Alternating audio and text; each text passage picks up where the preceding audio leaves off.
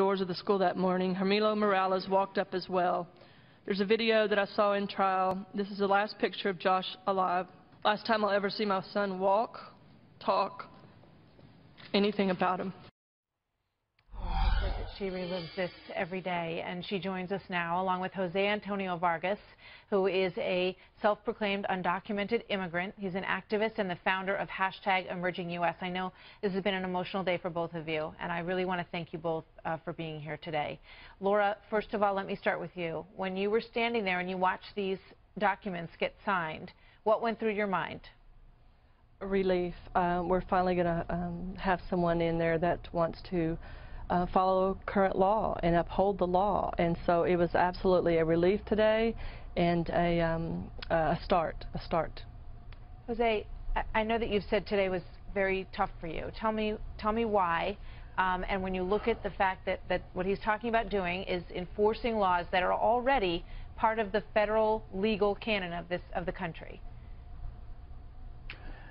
Well, first of all, thank you for having me. I actually met Ms. Wilkerson at the Republican National Convention in Cleveland, and I met her and apologized to her about this whole horrific ordeal that no mother should ever go through.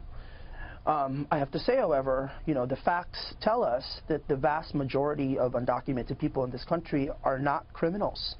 To be in this country illegally is a civil offense, not a criminal one.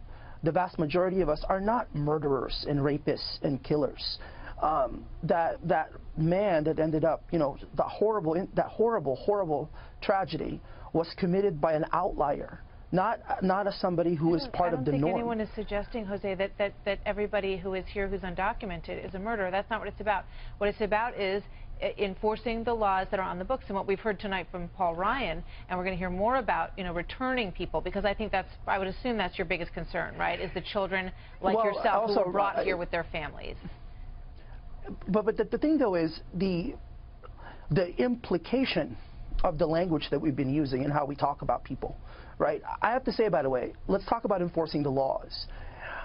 When are we going to talk about the American employers who actually benefit and exploit undocumented workers in this country? I'm in California, right, home to 2 million undocumented people. Are we going to talk about the U.S. employers, the American employers, and how they benefit from us? How about Texas? 1.8 million undocumented people in the state of Texas. The construction industry would not survive in Texas without undocumented workers. I think there are two sides to the story. Are we going to enforce those laws? But let me ask you, and Laura, let me ask you to weigh in on this, because you hear what Jose is saying in terms of the people who are here. I assume that you want simply the laws to be followed, and that might lead to fewer workers being here, correct? And then everyone has to deal with that.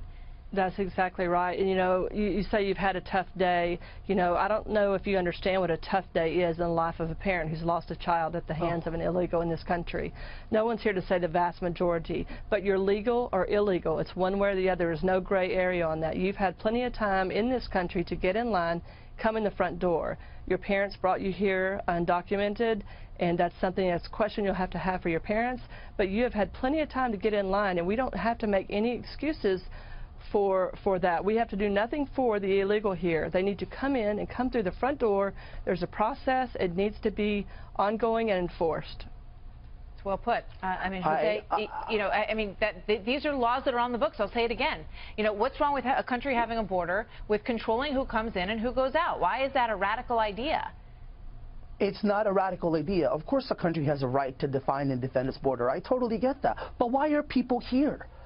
Are we here so people can enjoy calling us criminals and being dehumanized and being taught that all we're doing is actually be a burden in this country, when the reality is we contribute billions of dollars to the economy of this country? But let me address what Laura just said. Oh, you actually should talk to the IRS and the Social Security Administration. We have paid billions of dollars into Social Security and to the federal government. How do you have a Social Security card to be in this country? How do you have a Social Security number? You should ask the Social Security Administration. So, but this is, I'm asking you, how do you get that as an undocumented I believe your grandfather bought it. Is that right? My grandfather bought it. But let me just say this about the comment that you made. I live in the gray area. This is not black and white. There is no This is not about just illegal. Millions of people live the gray area every day. Ma'am. You are in No, this you country have to- illegally, and that's it. We've got to leave There's it there. no gray and area. I thank both of you for being here. The details of all of this will come out in the days and weeks to come. It's clear from what we've